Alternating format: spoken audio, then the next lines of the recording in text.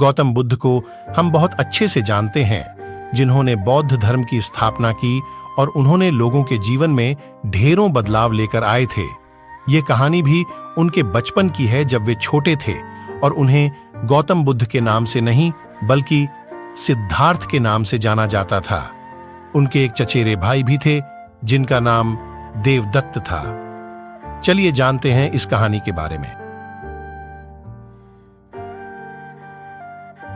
राजा सिद्धार्थ के महल के पास एक उद्यान था, जहां पर राजा सिद्धार्थ बैठकर प्रकृति का आनंद लिया करते थे।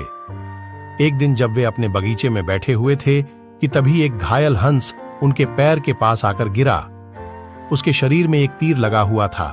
उसे देखने से प्रतीत हो रहा था कि किसी शिकारी उसका शिकार किया है। हंस को तकलीफ में देखकर और उसे यूं ही फड़फड़ाता देखकर राजा सिद्धार्थ का दिल पिघल गया और उन्होंने उस हंस की सहायता करनी चाहिए। उन्होंने सबसे पहले उस हंस के शरीर से वह तीर निकाला और घायल जगह पर मलहम लगाकर उसकी पट्टी की।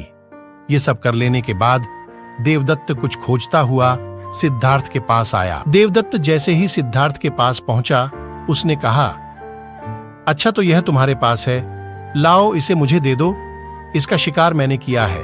इसका शिकार करने में मुझे बहुत मेहनत करनी पड़ी थी। इस पर मेरा अधिकार है। देवदत्त की यह बात सुनकर सिद्धार्थ ने उससे कहा, नहीं, यह हंस घायल था और मेरे पास आया। मैंने इसकी मदद की और उसकी जान बचाई, इसीलिए इस पर अधिकार मेरा है। दोनों भाइयों के बीच उस हंस के अधिकार को लेकर बहस होने लगी। अब वे जानना चाहते थे कि उस हंस पर किसका अधिकार ज्यादा है। ऐसे में उन दोनों ने निर्णय लिया कि वे दोनों राजा के पास जाएंगे। सिद्धार्थ के पिताजी कपिलवस्तु के राजा थे। वे दोनों राजा के पास गए। राजा के पास पहुंचते ही देवदत्त ने सबसे पहले कहा, महाराज, इस हंस पर सबसे ज्यादा अधिकार मेरा है, क्योंकि मैंने इसका शिकार किया है। इस वजह से आप सिद्धार्थ से कहिए कि वह यह हंस मुझे दे दे। जैसे ही देवदत्त की बात पूरी हुई, तब राजा ने दोनों को शांत किया और फिर उनसे पूछा कि पूरी बात क्या है। ऐसे में सिद्धार्थ ने राजा को पूरी बात बताई और उनसे बोला, पिताजी, बात यह है कि इस हंस का शिकार देवदत्त ने किया था, लेकिन यह हंस घायल होकर मेरे कदमों के पास आ गिरा। इसे घायल देखकर मैंने इसका इलाज किया और इसे ठीक किया। अब आप ही बताइए कि इस हंस पर सबसे ज्यादा अधिकार मेरा है। राजा ने इस मामले पर अच्छे से विचार किया। विचार कर लेने के बाद उन्होंने सभा में सबसे एक बड़ी बात कही, और वह बात यह थी कि मारने वाले से ज्यादा बचाने वाला का अधिकार सबसे ज्यादा होता है। इसीलिए इस हंस पर सबसे बड़ा अधिकार सिर्फ और सिर्फ सिद्धार्थ का है, क्योंकि उसने उस हंस को मारा नहीं बल्कि उसे घायल देखकर उसका इलाज किया और उसकी जान बचाई। राजा के ऐसा कह लेने के बाद देवदत्त को बात अच्छे से समझ आ गई।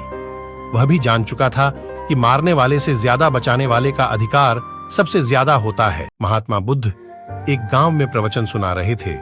उन्होंने पास हुए लोगों के समीप अपनी मधुर वाणी से सभी को संबोधित करते हुए बताया कि हर किसी मनुष्य को धरती मां की तरह सहनशील तथा क्षमाशील होना चाहिए। क्रोध मानव का ऐसा शत्रु है जो दूसरों को तो हानि पहुंचाएगा, साथ में खुद भी उससे नहीं बच पाएगा। इसलिए क्रोध, ईर्ष्या मानव की सबसे बड़े शत्रु है। सभा में सभी लोग शांति से उनकी बात को ध्यानपूर्वक सुन रहे थे। तभी वहां उस सभा में एक अति क्रोधी व्यक्ति भी उपस्थित था। यह सब बातें कोई मायने नहीं रखती।